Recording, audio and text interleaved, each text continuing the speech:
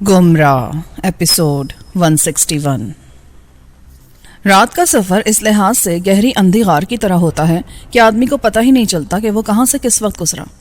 कंबल उस रात मेरे बहुत काम आया और मैं उसे ओढ़कर बेसुध होकर लेट गया, मगर वो नींद इतनी गहरी नहीं थी। गाड़ी की खड़ ने मुझे बार बार जगाया, मगर मैं फिर अपने वजूद को भींचकर सो जाता था। आबी के खर्राटे अलबत्ता ज़्यादा ही वाज़ेह थे और यही हाल गुल खान का था। वो तो बर्थ पर ऐसा लेटा कि मैं समझा कि अब वो सुबह ही उठेगा। पता नहीं वो कौन सी जगह थी और हम कहाँ से गुजर रहे थे कि अचानक मेरी आंख खुल गई। डब्बे के अंदर मुझे खेवला सा नाश्ता नजर आया। मैं समझा कि गुल खान उठा है या आबी, मगर नहीं, मेरा ये ख्याल गलत निकला, क्योंकि जब मैंने पूछा क्या बात है भाई, किधर जा रहे हो, तो उसने कोई जवाब नहीं दिया, बल्कि एकदम पलटकर मेरी तरफ झपटा। मेरे लिए उसका वो रवैया हैरान कुन था। कमरे में तारीकी ऐसी थी कि बाहर से चांदनी उसमें रस खोल रही थी।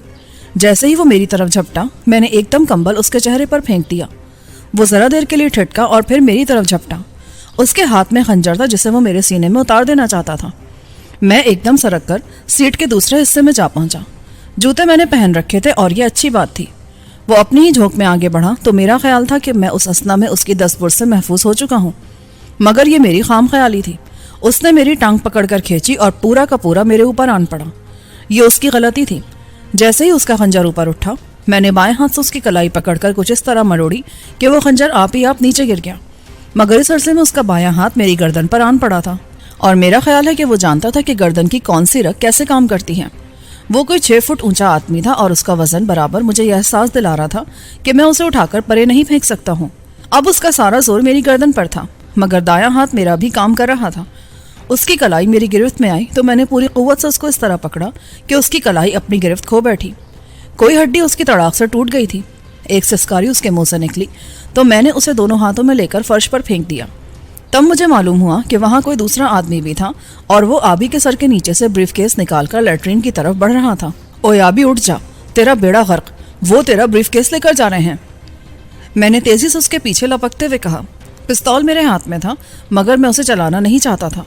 उसको महज धमकाने के लिए मैंने उसके कदमों में गोली चलाई, मगर मेरी हैरत की इंतहा ना रही जब मैंने देखा कि उसने डब्बे की दीवार तक पहुंचकर एकदम कई तख्ते अपनी तरफ गिराए।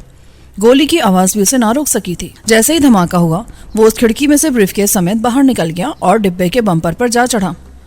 मैं अभी उस खिड़की तक पहुंचा ही था कि किसी ने मेरी टांग खींच ली। वो आदमी जो फर्श पर औंधे मुंह पड़ा था एकदम मुझ पर आन पड़ा। मैं भी औंधे मुंह फर्श पर जा गिरा और इस जरा सी मोहलत से फ़ायदा उठाकर उसने तख्तों के बीच में से बाहर छलांग लगा दी। मगर उसने छलांग लगाने से पहले जेब से मुट्ठी भर रेत निकालकर मेरी आंखों में यूं दे मारी कि मैं एक लहजे के लिए तो अंधा होकर रह गया। मुझे कुछ नज़र ही नहीं आ रहा था।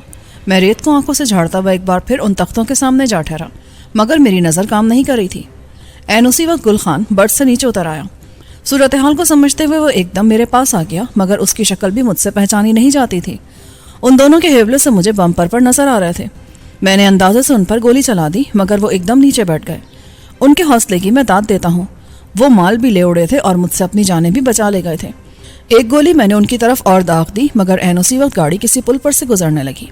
सामने पानी ही पानी नजर आ रहा था, मगर मेरी आंखों में धब्बे से नाच रहे थे। गाड़ी पुल के ऐन बीच में पहुंची तो उन दोनों ने एकदम नीचे छलांग लगा दी। ये सब कुछ मेरे लिए नाकाबिले बर्दाश्त था। पिस्तौल को जेब में रखकर मैं तख्तों में से गुजरकर तेजी से बम्पर पर जा चढ़ा। मैं किसी भी सूरत में उनको इस माल गनीमत के साथ वहां से फरार होते नहीं देख सकता था। अभी गाड़ी पुल के ऊपर ही थी कि मैंने उनके पीछे नहर में छलांग लगा दी। ये सब कुछ चंद ही लम्हों में हो गया। पानी सर्द था और उसकी यखबस्तगी हड्डियों तक सरायत कर जाती थी, मगर मैं उस पानी से पनाह मांगता कि उनका पीछा करता जो अब तेजी से बाएं किनारे पर पहुंचने की कोशिश कर रहे थे।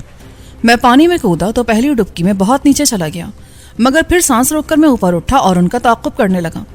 उन्हें मालूम हो चुका था कि मैं उनके पीछे कूद गया हूँ। उनके वहमो गुमान में भी ये बात नहीं होगी कि मैं कोई ऐसा कदम भी उठा सकता हूँ, गाड़ी से उनके पीछे छलांग भी लगा सकता हूँ। उनकी रफ्तार एकदम तेज हो गई। वो मशाक तैराक मालूम होते थे, पानी को बड़ी आसानी से चीर रहे थे। अभी मैं उनके पीछे 10 गज ही आगे गया होऊंगा कि वो दोनों गोता लगा गए। अब वो मुझे कहीं नजर नहीं आ रहे थे, मगर मुझे उनकी सिमत का अंदाजा था। वो नहर के दाएं किनारे की तरफ बढ़ रहे थे। अफसोस मुझे यह हो रहा था कि हमारी रकम भी उसी ब्रीफकेस में बंद थी और कोठी की रजिस्ट्री भी। दोनों चीज़ें हमारे लिए बेहद अहम थी। उनका हाथ से निकल जाना हमारे लिए बहुत ज़्यादा नुकसानदेह साबित हो सकता था। पता नहीं वो अपने तौर पर हमारे पीछे आए थे या किसी ने उन्हें भेजा था। मेरा दिल यही कहता था कि वो उठाई गिरे हैं और गाड़ियों में अकेले दुकेले मुसाफिरों से ही मामले करते हैं। मैं कोई 5 मिनट तक सतह आप पर उन्हें देखता रहा, ان کے دم خم نے مجھے حیران کر دیا تھا. کوئی اتنی دیر تک پانی میں کیسے رہ سکتا ہے؟ مگر نہیں، وہ کتے کے بچے پانی میں اس طرح چل رہے تھے کہ ان کی ناک پانی سے اوپر تھی اور وہ بڑے اطمینان سے سانس لے سکتے تھے. مگر مجھے صرف ایک ہی آدمی نظر آیا. ابھی میں اس کے پیچھے لپک ہی رہا تھا کہ مجھے محسوس ہوا کہ میرے قریب ہی کہیں کوئی بڑی سی لہر اٹھ رہی ہے. اگلے ہی لمحے کسی نے مجھے گھسیٹ کر پانی کی تہہ میں پہنچا دیا. دوسرا آدمی کوئی زبردست قسم کا غوطہ خور تھا اور اب وہ مجھ سے الجھ رہا تھا. اس نے مجھے پانی میں ہی ختم کر دینے کی سوچ رکھی تھی. مگر جیسے ہی اس کا ہاتھ میرے جسم کو لگا، میں نے سانس روک کر تیزی سے اپنا خنجر اس کے پیٹ میں دھسا دیا. یہ ایسا اضطرابی اور فوری عمل تھا کہ میں اس کے نتیجے پر غور ہی نہیں کر سکا. خنجر لگتے اس کی گرفت کمزور پڑ گئی. میں نے اسے کھینچ کر پانی کی سطح پر پہنچایا تو اس کے ساتھ ہی پانی میں رنگ گھلنے لگا. وہ شدید زخمی ہو چکا تھا. دوسرا خنجر مارنے کی نوبت ہی نہیں آئی. زخم اس کی پسلی میں لگا تھا اور اتنا گہرا تھا کہ چند ہی لمحوں میں اس کی لاش پانی پر تیرنے لگی. وہ ابھی تک میرے ہاتھ میں تھا. میں نے اسے گردن سے پکڑ کر کنارے کی طرف دھکیلا. اس عرصے میں اس کا ساتھی بریف کیس سمیت نہر کے کنارے جا لگا تھا اور گاڑی پل سے کوئی 1-1.5 فرلانگ آگے جا کر ٹھہر گئی تھی. اس میں سے کئی آدمی نیچے آ گئے تھے اور اب وہ پل کی طرف دوڑ رہے تھے. مگر ہم اس وقت تک پل سے کوئی 1.5-2 فرلانگ دور جا چکے تھے. جیسے ہی دوسرا آدمی بریف کیس لے کر کنارے پر پہنچا، میں نے تیزی سے اس کے ساتھی کو کھینچ کر پانی سے نکالا اور پھر اسے وہیں ڈال کر میں بلاخیز رفتار سے اس کی طرف لپکا. پستول میں نے سیدھے ہاتھ میں لے رکھا تھا اور فاصلہ میرے اور اس کے درمیان یہی کوئی 50 قدموں کا تھا. مگر اس کی رفتار مجھے حیران کرتی تھی. پانی میں اس قدر بھیگ جانے کے باوجود وہ بہت تیزی سے بھاگ رہا تھا. میرا خیال تھا کہ اس کے پاس کوئی ہتھیار نہیں ہے، مگر میں حتمی طور پر کچھ نہیں کہہ سکتا تھا. اس کی کوشش یہ تھی کہ جس قدر جلدی ممکن ہو سکے وہ وہاں سے بھاگ نکلے. مگر جب اس نے محسوس کیا کہ میری رفتار کا مقابلہ وہ نہیں کر سکے گا تو وہ کوئی 100 قدم آگے نکل کر پھر نہر میں کود گیا. بڑی ہی ذلیل حرکت کی تھی اس نے یہ. مجھے پھر پانی میں اترنا پڑا اور یہی میں نہیں چاہتا تھا. مگر جب میں نے اس کو بریف کیس سمیت پانی میں غوطہ لگاتے دیکھا تو میں نہر میں اترنے کے بجائے اس کے ساتھ ساتھ آگے بڑھنے لگا. اور اس کے اندازے کے برعکس جیسے ہی وہ مجھے دوبارہ پانی کے اوپر نظر آیا، میں نے تاک کر گولی چلا دی. میرا خیال ہے مجھ سے بہت بڑی غلطی ہو گئی تھی. اگر وہ اس طرح بریف کیس سمیت پانی میں ڈوب جاتا تو میں اسے کہاں تلاش کر سکتا تھا. مگر گولی کے دھماکے کے ساتھ ہی اس نے پھر پانی میں سر ڈال دیا. اب وہ مجھے کہیں نظر نہیں آ رہا تھا. گاڑی میں موجود پولیس کے سپاہی اور دوسرے لوگ پل کے پاس پہنچ کر اب میری طرف آ رہے تھے، مگر ان کو اکثر نظر انداز کر کے میں نے ایک بار پھر پانی میں چھلانگ لگا دی. میں بریف کیس سے ہاتھ دھونا نہیں چاہتا تھا. پستول پوری طرح بھیگ چکا تھا مگر اس کے باوجود وہ کام کرتا تھا. اس نے جب مجھے دوبارہ چھلانگ لگاتے دیکھا تو اپنا رخ اس نے اب کی بار نہر کی بائیں طرف موڑ لیا. پانی کا بہاؤ وہاں پہنچ کر بہت کم ہو گیا تھا. پل کی رکاوٹ جو تلاطم پیدا کرتی تھی وہ اب پانی میں مفقود ہو گیا تھا اور یہی وجہ تھی کہ وہ آڑا ترچا ہونے کے بجائے سیدھا دوسرے کنارے کی طرف بڑھ رہا تھا، مگر اس طرح کہ اس کا مجھے صرف سر ہی نظر آ رہا تھا. میں نے اس تک پہنچنے کے لیے اپنی رفتار تیز کر دی. ہاتھ میں کوئی معمولی سی چیز بھی ہو تو وہ تیراک کی تیزی میں معاون ثابت نہیں ہوتی اور اس کے لیے وہ بریف کیس مصیبت بن گیا تھا. کوئی 3 منٹ کے وقفے کے بعد میں اس تک پہنچنے میں کامیاب ہو گیا، مگر اس نے یوں کیا کہ اس تعاقب سے پریشان ہو کر میرا بریف کیس پوری قوت سے پانی میں اچھال دیا. مجھے یہی دھڑکا لگا تھا کہ پانی تو کوئی چیز واپس نہیں دیتا ہے. میری ساری دوڑ دھوپ رائے گاہ جا رہی تھی، مگر جیسے ہی اس نے بریف کیس ہاتھ سے اچھالا میں سدھائے ہوئے کتے کی طرح سیدھا اس کی طرف لپکا اور پیشتر اس کے کہ وہ پانی کی تہہ میں جا بیٹھتا میں نے غوطہ لگا کر اسے پکڑ لیا. میرے کلیجے میں ٹھنڈک سی پڑ گئی. اس کے لیے میں نے کیا کیا جوخم نہیں اٹھایا تھا. ایک آدمی مار دیا تھا، دوسرا میری زد میں تھا اور میں شاید اسے بھی گولی مار دیتا، مگر ابھی میں اسے تاک ہی رہا تھا کہ اس نے بریف کیس دور پھینک دیا اور اب وہ اس تھوڑی سی مہلت سے فائدہ اٹھا کر کنارے پر جا پہنچا اور بلاخیز رفتار سے سامنے کی فصلوں کی طرف بھاگ رہا تھا. اور یہ اچھی بات تھی. میں وہاں تک اس کا تعاقب نہیں کر سکتا تھا، کرنا ہی نہیں چاہتا تھا. یہی بہت تھا کہ میں نے کتے کے منہ سے چوزا واپس لے لیا تھا. وہ اسے اگل کر بھاگ نکلا تھا اور میں دل میں دعا مانگ رہا تھا کہ خدا کرے وہ فرار ہونے میں کامیاب ہو جائے. پتہ نہیں ایسا کیوں تھا، اس کے لیے میرے دل سے دعائے خیر ہی نکل رہی تھی. جب میں بریف کیس لے کر دائیں کنارے پر پہنچا تو اس وقت تک ریل کے سپاہی گل خان کے ساتھ وہاں آ گئے تھے. چند لوگ اس آدمی کے پاس کھڑے تھے جو میرے ہاتھوں زخمی ہو گیا تھا. میں نے گاڑی رکوائی تھی سردار صاحب، وہ گردیزی صاحب بھی ادھر ہی آ رہے ہیں. گل خان نے صورتحال کو سمجھتے ہوئے مجھے دوسرے نام سے پکارا. گردیزی کو ہوش آ گیا تھا؟ ہاں جی. بریف کیس تو ٹھیک ہے نا؟ ہاں یہ تو میں نے لے لیا ہے، مگر وہ آدمی بھاگ نکلا. یہ معاملہ کیا ہے میاں جی؟ ایک سپاہی نے مجھے مخاطب کرتے ہوئے کہا. دیکھ نہیں رہے ہو تم، وہ ہمارا یہ بریف کیس لے کر بھاگ رہے تھے. اس آدمی کو آپ نے زخمی کیا ہے؟ جی ہاں، میں ایسے نہ مارتا تو وہ مجھے مار دیتا. آپ ٹھیک کہتے ہیں. لیں، وہ نائب محرر صاحب آ رہے ہیں، ان کو اس واقعے کی تفصیل بتائیں. اور جا یار، اس گاڑی میں ایسے ایسے لوگ چلتے ہیں اور تمہیں پتہ تک نہیں چلتا. تم کیا کر لو گے اب؟ میں نے بریف کیس گل خان کے حوالے کر کے اپنے کپڑے نچوڑتے ہوئے کہا۔ اتنے میں نائب محرر آبی کے ساتھ تیز تیز قدم اٹھاتا وہاں آن پہنچا۔ آبی نے بریف کیس دیکھ لیا تھا۔ وہ مسکراتے ہوئے بولا، کوئی زیادہ نقصان تو نہیں ہوا سردار صاحب؟ ہاں، شاید ایک بندہ مارا گیا ہے میرے ہاتھوں۔ وہ مرا نہیں ہے، کچھ زیادہ ہی زخمی ہے، مگر بچ گیا ہے۔ اسے فرسٹ ایڈ والوں نے سنبھال لیا ہے۔ مگر سردار صاحب آپ نے تو کمال کر دیا، آپ کیسے کود گئے ان کے پیچھے؟ وہ ابھی تک مسکرا رہا تھا۔ آپ میرے ساتھ چلیں۔ نائب محرر نے نہر کی دوسرے سمت دیکھتے ہوئے کہا۔ وہ آدمی اب ہماری نظروں سے اوجھل ہو چکا تھا۔ یا حضرت، کیا خیال ہے، اس کا پیچھا نہیں کریں گے آپ؟ میں نے نائب محرر کے پاس جا کر کہا۔ وہ میرے لہجے کے طنز کو سمجھ گیا، مگر اسے نظر انداز کرتے ہوئے بولا، اس آدمی کا پتہ ہمیں دوسرے آدمی سے مل جائے گا۔ میرا خیال ہے آپ کو پتہ تو ہوگا ہی، وہ باقاعدگی سے گاڑی میں سفر کرنے والے لوگ ہیں اور آپ کا سفر خرچ بھی نکلتا رہتا ہے۔ یہ کیا کہہ رہے ہیں آپ؟ ہمیں کیسے پتہ ہوگا؟ دیکھیں نا جی، آپ ماشاءاللہ پولیس والے ہیں، آپ تو جانتے ہی ہیں نا کہ مسافروں کے ساتھ کیسے کیسے پہرے دار چلتے ہیں۔ آئیے، گاڑی لیٹ ہو رہی ہے۔ میں نے نائب محرر کے کندھے پر ہاتھ رکھتے ہوئے کہا۔ وہ کچھ دل ملا کر رہ گیا۔ میرے ساتھ وہ چلا تو صحیح، مگر میرا ہاتھ اس نے فوراً ہی کندھے سے جھٹک دیا۔ آپ سوچ سمجھ کر بات کریں میاں جی، میں آپ کی ہر بات نوٹ کر رہا ہوں۔ ضرور نوٹ کریں بھائی جی، ضرور کریں، مگر بہتر یہ ہوگا کہ اس گاڑی کو اللہ کے سپرد کر دیں اور آپ اس کے ساتھ نہ ہی چلا کریں۔ آپ کے سامنے مسافروں کا مال غائب ہو جاتا ہے، بندے مر جاتے ہیں، گاڑی رک جاتی ہے، مگر آپ بس دیکھتے ہی رہ جاتے ہیں۔ کیا فائدہ آپ کا اس گاڑی کے ساتھ چلنے کا؟ مجھے بتاؤ، میں پوچھتا ہوں تم سے یہ بات۔ میرا لہجہ ایک دم تلخ ہو گیا۔ وہ کوئی بہت ہی پرانا پاپی قسم کا سپاہی تھا۔ میرے اس سوال پر وہ مسکرانے لگا۔ ہم کیا کریں میاں جی، یہاں تو ہر تیسرا آدمی چور ہے، ہم کس کس کا ہاتھ پکڑیں؟ آپ کو بھی اگر کوئی ایسا بریف کیس مل جائے تو آپ بھی اسے بخشیں گے نہیں؟ کیا نام کہ چور یہ کام کرے؟ آپ ٹھیک کہتے ہیں بھائی جی، بالکل ٹھیک کہہ رہے ہیں، کیونکہ یہ سب کچھ آپ کی نگرانی میں ہوتا ہے۔ آبی نے میرے اور محرر کے درمیان آ کر کہا، کوئی افسر ہے تمہارے ادھر گاڑی میں؟ جی نہیں، 8 سپاہی میرے ساتھ ہوتے ہیں اور بس۔ ویسے ہر بڑے اسٹیشن پر ہمارے افسر موجود ہوتے ہیں، ہم سرگودا پہنچ کر آپ کو ان سے ملوا دیں گے۔ مجھے کوئی ضرورت نہیں کسی سے ملنے کی، میں نے اپنا بریف کیس واپس لے لیا اور بس، اب تم جانو اور تمہارا کام۔ آپ میری سمجھ میں نہیں آئے حضور، کیا نام کہ آپ ہم پر روب جما رہے ہیں؟ اس کا پتہ تو تم کو خود ہی چل جائے گا۔ میں دیکھوں گا کہ تمہاری نگرانی میں کیسے کیسے ڈاکے پڑتے ہیں یہاں، میں اسے تمہاری ذمہ داری سمجھتا ہوں۔ باتیں کرتے ہوئے ہم اس زخمی آدمی کے پاس جا پہنچے۔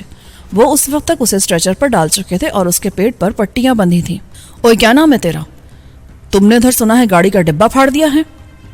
محرر ایک دم تیش میں آ گیا، مگر وہ آدمی ٹس سے مس نہیں ہوا۔ میرا خیال ہے وہ ہوش میں ہی نہیں تھا۔ سپاہیوں نے اسٹریچر اٹھایا اور ہم تیز تیز قدموں سے گاڑی تک جا پہنچے۔ آبی بہت خوش تھا، اس نے گل خان سے بریف کیس لے لیا۔ ڈبے میں داخل ہو کر اس نے میرے کپڑے اتروا دیے اور مجھے کمبل اڑا دیا۔ وہ مجھ سے بڑی ہمدردی جتا رہا تھا۔ کپڑے اس نے ڈبے میں ادھر ادھر پھیلا دیے۔ اس عرصے میں سپاہی ڈبے کا جائزہ لیتے رہے۔ آبی ان کے پیچھے کٹے ہوئے تختوں کے قریب جا پہنچا۔ میرا خیال ہے اب تک تو آپ سب کچھ سمجھ ہی چکے ہوں گے۔ جی ہاں، دیکھ لیا ہے ہم نے۔ یہ سرکاری گاڑی ہے، ڈبہ بھی سرکاری ہے، اس کے تختے بھی سرکاری ہیں، مگر یہ نئی کھڑکی چوروں کے لیے ہے اور چوروں نے ہی بنائی ہے۔ سمجھ رہے ہیں نا آپ؟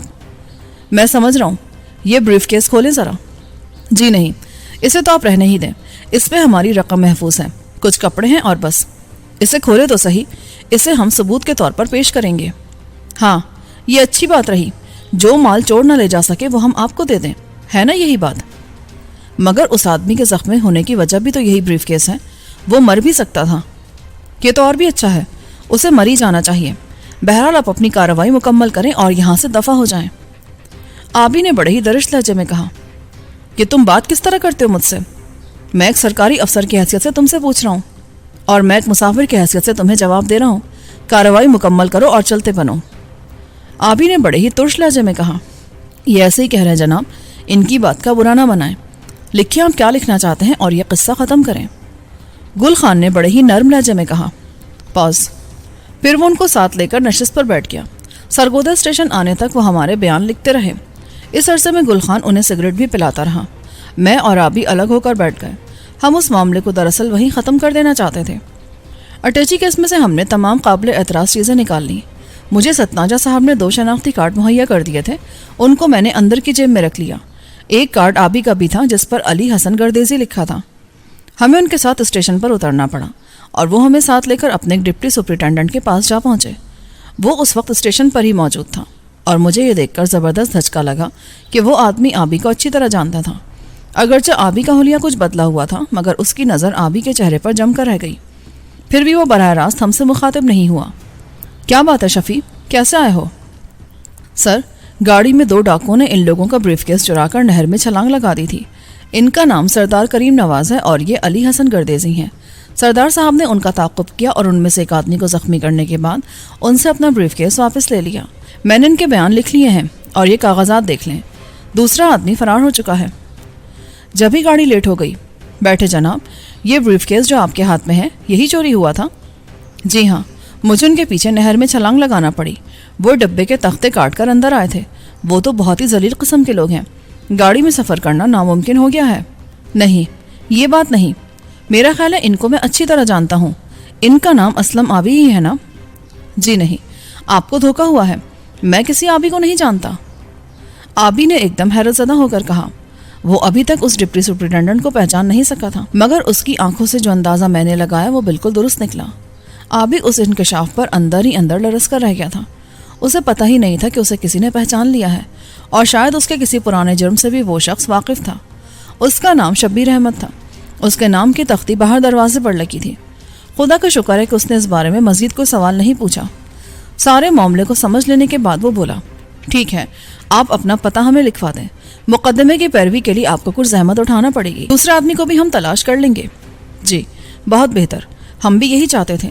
یہ گاڑی ہم چھوڑ نہیں سکتے، ہمیں جلدی ہے۔ یہ کہہ کر میں نے بریف کیس میں سے 2 کارڈ نکال کر اس کے سامنے رکھ دیے۔ آبی کا کارڈ دیکھ کر وہ پھر کچھ جھنجھلا سا گیا۔ اس کا چہرہ کسی گہرے تردد کی عکاسی کرتا تھا۔ اسے یقین نہیں آتا تھا کہ جس آدمی کو وہ اپنے سامنے دیکھ رہا ہے وہ اسلم آبی نہیں بلکہ حسن علی گردیزی ہے، مگر کارڈ تو یہی بتاتا تھا۔ ستناجہ صاحب نے اس کی رہائش بھی مجھ سے الگ دکھائی تھی۔ کمال ہے صاحب، چہرے اتنے بھی ہم شکل ہو سکتے ہیں، حالانکہ مجھے یقین ہے کہ خیر، ان کا نام پتہ تفصیل سے لکھ لیں شفیع صاحب۔ وہ تو میں نے پہلے ہی لکھ لیا ہے۔ ٹھیک ہے، آپ کا کوئی نقصان تو نہیں ہوا؟ جی نہیں، ہم اللہ کے فضل سے بالکل محفوظ ہیں۔ میں نے آبی کو اپنے ساتھ اٹھاتے ہوئے کہا۔ اس عرصے میں ان لوگوں نے وہ ڈبہ گاڑی سے الگ کر لیا تھا جس کے تختے کٹ چکے تھے اور ان کے لیے سنگین واردات تھی جس کی وجہ سے ڈبے کا الگ کرنا ان کے لیے بے حد ضروری ہو گیا تھا۔ مگر شبیر احمد کے کمرے سے نکلتے ہی گل خان بولا، میری مانے تو یہ گاڑی چھوڑ دیں، ہم کسی ٹیکسی کار میں سفر کر لیتے ہیں۔ ہاں، یہ بہتر رہے گا۔ آئیں گردیزی صاحب، لعنت بھیجے اس گاڑی پر، گل خان ٹھیک ہی کہتا ہے۔ شبیر احمد ہمارے ساتھ پلیٹ فارم تک آ گیا۔ اس نے ڈبے کا اچھی طرح معائنہ کرنے کے بعد کہا، آپ نے شاید دروازے اندر سے بند کر لیے تھے۔ جی ہاں، یہ تو بہت ضروری تھا، مگر میرا خیال ہے یہ ڈبہ انہوں نے پہلے سے ہی کاٹ رکھا تھا۔ ہو سکتا ہے ایسا ہی ہو۔ بہرحال اب آپ جائیں، گاڑی نکلنے والی ہے۔ اس نے ہم سے بڑے تپاک سے ہاتھ ملایا۔ سپاہی اس کے ساتھ ساتھ چل رہے تھے، وہ بھی بالآخر اس سے الگ ہو کر گاڑی میں جا بیٹھے، مگر ہم وہاں سے باہر نکل جانا چاہتے تھے۔ اب ہم اس گاڑی میں سفر نہیں کریں گے، کوئی کار ہم باہر سے لے سکتے ہیں۔ میں نے اس سے مصافحہ کرتے ہوئے کہا، جیسے آپ کی مرضی۔ اچھا، خدا حافظ۔ اس سے جان چھڑا کر ہم تیز تیز قدموں سے تقریباً بھاگتے ہوئے اسٹیشن سے باہر نکل آئے۔ یہ ہم کس مصیبت میں پھنس گئے تھے سردار صاحب؟ میرا خیال ہے وہ شبیر احمد مجھے اچھی طرح جانتا ہے۔ شکر کرو وہ کارڈ ہمارے پاس تھے، ستناجہ صاحب کو دعائیں دو، ورنہ وہ تمہیں وہیں باندھ لیتے۔ وہ تو ٹھیک ہے، مگر یہ چور کون تھے؟ کچھ ان کا بھی علم ہے تمہیں؟ وہ بڑے انتظام سے اندر آئے تھے، کیا وہ صرف نوٹ چرانا چاہتے تھے؟ کیا مطلب ہے تمہارا؟ اور کیا چیز تھی ہمارے پاس؟ وہ رجسٹری جو پلاسٹک کے لفافے میں ہونے کی وجہ سے بچ گئی، کہیں وہ تو ان کی نظر میں نہیں تھی؟ نہیں یار، یہ کیسے ہو سکتا ہے؟ کسی کو اس رجسٹری سے کیا کام ہو سکتا ہے؟ پھر بھی ذرا سوچو تو سردار صاحب، بات اتنی سے نہیں ہے، کسی نے ان کو ہمارے پیچھے لگا دیا ہوگا۔ مگر ایسا کون ہو سکتا ہے؟ میں نے اسے روکتے ہوئے کہا، گل خان، کوئی کار دیکھو، تم تو اس شہر سے زیادہ واقف ہو۔ جی، میں ابھی کار لے آتا ہوں۔ یہ کہہ کر وہ دوسری طرف نکل گیا۔ مجھے بتاؤ نا ابھی، تمہیں یہ شک کیسے گزرا؟ میں کچھ کہہ نہیں سکتا، مگر صرف نوٹوں کے لیے وہ اتنی پریشانی نہیں اٹھا سکتے تھے۔ ہو سکتا ہے شفا بار کلینک کا وہ مختار عام اس بات کا ذمہ دار ہو۔ نہیں، ایسا نہیں ہو سکتا، تمہارا خیال غلط ہے۔ رجسٹری ابھی تک تم نے سرکاری ریکارڈ میں درج نہیں کروائی، اس کا انتقال نہیں ہو سکا، وہ ابھی تک عالیہ کی ملکیت ہے، محض اسٹامپ فروش کے لکھ دینے سے تو بات نہیں بن سکتی۔ تم ٹھیک کہہ رہے ہو، مگر میں نہیں مانتا ابھی، میں نے اسے رقم ادا کر دی ہے. اس کے دستخط گواہوں کے سامنے ہوئے تھے. کوئی تماشا تو نہیں ہوا تھا. یہ تماشا ہو بھی سکتا استاد. میرا خیال ہے یہ صرف نوٹوں کے لیے ہم پر حملہ نہیں ہوا. بہرحال واپسی پر ہی صحیح بات معلوم ہو سکتی ہے. دنیا کی جو فطرت ہے وہ تجھے کیا معلوم. آبی نے ایسا نقطہ اٹھایا تھا کہ میں خود سکتے میں آ گیا تھا. اگر ایسی ہی کوئی بات ہوتی تو کسی نے کوٹھی پر واقعی قبضہ جمانے کی سوچ رکھی ہے اور وہ مجھے وہاں سے نکال دینے کا راستہ تلاش کر رہا ہے تو میں کیا کر سکوں گا. سوائے اس رجسٹری کے میرے پاس کچھ بھی نہیں تھا. کوٹھی پر میں اپنی ملکیت اسی سے ثابت کر سکتا تھا جو ابھی تک ایک طرح سے کچی دستاویز تھی. میں واپسی پر اسے کچہری میں پیش کر دوں گا. ابھی یہ بہت ضروری ہے. اس کا میرے نام انتقال بھی ضرور ہونا چاہیے. سوچ لو, معاملہ کچھ زیادہ ہی چکردار معلوم ہوتا ہے. کیا نام تھا اس چور کا جسے تم زخمی کرائے ہو؟ تمہیں بتایا تو تھا اس نے. فیروز نام ہے اس کا. اس سے ضرور پوچھ لینا چاہیے تھا. اس کے ساتھی کا نام کلیم تھا. ہاں, یہی بتایا تھا اس نے. ٹھیک ہے, ابھی تو وہ اس کا علاج کروائیں گے. بعد میں جیل میں ہم اس سے مل سکتے ہیں. کہیں ایسا تو نہیں کہ وہ ستناجہ صاحب ہی اس کوٹھی کے چکر میں ہو؟ نہیں یار, کیسی باتیں کرتا ہے تو. وہ ایسی ذلیل حرکت نہیں کر سکتا. ہرگز نہیں. تمہیں بہرحال بہت محتاط رہنے کی ضرورت ہے جیلانی. دیکھ, اب کی بار ہمیں عہد کرنا ہوگا کہ نہ تو مجھے جیلانی کہے گا نہ میں تجھے آبی. میں سردار کریم نواز ہوں اور تم علی حسن گردیزی ہو. چلو یوں ہی صحیح, مگر ہم اپنا پچھلا ریکارڈ جلا تو نہیں سکتے. یہ ہو چکا ہے گردیزی صاحب, یہ ہو چکا ہے. ہماری وجہ سے وہ آدمی ٹھنڈی رکھ میں مار دیے گئے تھے. کسی دن اس کا بھی امتحان ہو جائے گا. آؤ, شاید گل خان کار لے آیا ہے. اس نے ایک نیلگو رنگ کی کار میں گل خان کو آتے دیکھ کر کہا. بھوک نے ہمیں نڈھال کر رکھا تھا. گاڑی میں بیٹھنے کے بعد ہم وہاں سے آگے نکل کر اسٹیشن کے باہر ایک چھوٹے سے ہوٹل میں جا پہنچے. ڈرائیور بھی ہمارے ساتھ ہی اندر آ گیا. ناشتہ کرنے کے بعد ہم قندیار کی طرف چل دیے. گل خان نے کار پورے دن کے لیے کرائے پر لے لی تھی اور یہ اچھی بات تھی. ہمیں نہیں معلوم تھا کہ ہم اس روز کہاں سے گزریں گے. ہماری پہلی منزل تو میاں والی تھی جہاں ہم شب خیر سے ملنا چاہتے تھے. تیرا کیا خیال ہے گل خان, وہ گھر پر ہی ہوگی؟ میں کچھ کہہ نہیں سکتا سردار صاحب. میری اطلاع تو یہ تھی کہ وہ بچے کو ساتھ لے کر لاہور چلی گئی ہے, مگر وہ وہاں بھی نہیں ملی. ہو سکتا ہے وہ کہیں اور چلی گئی ہو. نہیں, وہ گھر پر ہی ہوگی. ہمیں اس سے مل لینا چاہیے. بچے کو وہ اپنے پاس رکھ کر کیا کرے گی؟ کیوں گردیزی صاحب؟ آپ سمجھدار ہیں سردار صاحب. میں نابالغ بھلا کیا کہہ سکتا ہوں. آبی نے کھڑکی سے باہر دیکھتے ہوئے کہا. وہ مسکرا رہا تھا. اسے یہ سفر اب کی بار کچھ عجیب سا لگ رہا تھا. حالانکہ اسے معلوم تھا کہ میری رگوں میں کیسی ایٹھن ابھر رہی ہے اور میں آسیہ کے بارے میں کس قدر پریشان ہوں. میرا اندازہ یہ تھا کہ اس نے کوٹھی کے معاملے میں خواہ ہی میرے دل میں شک پیدا کر دیا ہے, ورنہ وہ چور محض روپے کے لیے ہی ہم پر جھپٹے تھے. ان کا رجسٹری سے بھلا کیا تعلق ہو سکتا تھا؟ مگر آبی کے ذہن کو کیا کہیے, وہ ستناجہ کو بھی معاف نہیں کرتا تھا اور اسے یقین تھا کہ انہی میں سے کسی نے محض اس رجسٹری کے لیے انہیں ہمارے پیچھے لگا دیا تھا. پتہ نہیں ایسے خیالات اس کے دماغ میں کیسے ابھر آتے تھے. میرا خیال ہے اسے کسی بھی آدمی پر اعتبار نہیں رہا تھا. وہ ہر شخص کو شبے کی نظر سے دیکھتا تھا. اس پر ایک کیفیت پہلے تو کبھی طاری نہیں ہوئی تھی. اندازہ میرا یہی تھا کہ وہ الماس کی صحبت میں رہ کر ایسا ہو گیا تھا. بے اعتباری اس کا مسلک بن گئی تھی.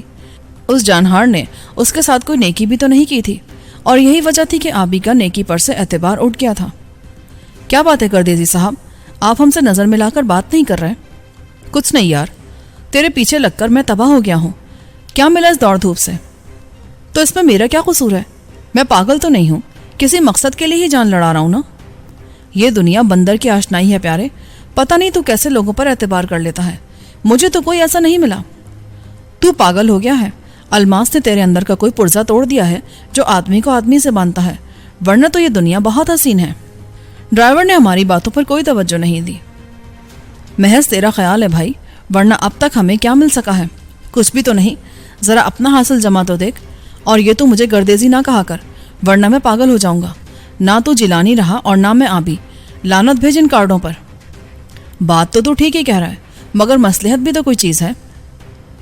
گل خان سارا راستہ آنکھیں بند کیے سیٹ کی پشت سے سر ٹکا کر لیٹا رہا.